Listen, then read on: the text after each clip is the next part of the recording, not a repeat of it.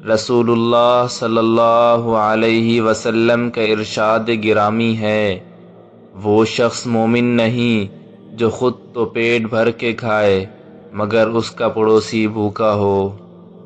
سیدنا ابو امامہ رضی اللہ تعالی عنہ سے مروی ہے کہ رسول اکرم صلی اللہ علیہ وسلم نے فرمایا، جس شخص نے ہر فرض نماز کے بعد آیت الکرسی پڑھی، اسے جنت میں داخل ہونے سے صرف موت نے روک رکھا ہے، یعنی وہ مرتے ہی جنت میں داخل ہو جائے گا۔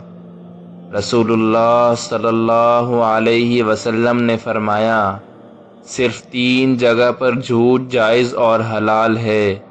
ایک یہ کہ آدمی اپنی بیوی سے بات کرے تاکہ اس کو راضی کر لے، دوسرا جنگ میں جھوٹ بولنا، اور تیسرا لوگوں کے درمیان صلح کرانے کے لیے جھوٹ بولنا۔